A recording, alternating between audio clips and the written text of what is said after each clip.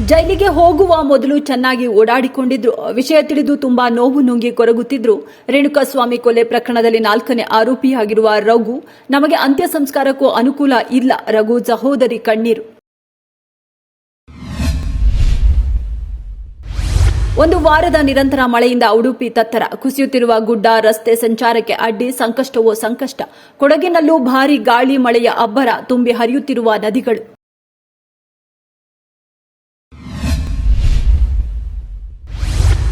ಶಾಲಾ ಮಕ್ಕಳು ಸಹ ರೀಲ್ಸ್ ಮಾಡಿ ಹಣ ಗಳಿಸಬಹುದು. ರೀಲ್ಸ್ ಮಾಡಲು ಉತ್ತೇಜಿಸೋ ಶಿಕ್ಷಕಿಯರಿಗೂ ಇದೆ ಬಹುಮಾನ. ಡೆಂಗ್ಯೂ ಬಗ್ಗೆ ಜಾಗೃತಿ ಮೂಡಿಸುವ ರೀಲ್ಸ್ ಮಾಡಿದವರಿಗೆ ಪಾಲಿಕೆ ಬಂಪರ್ ಬಹುಮಾನ.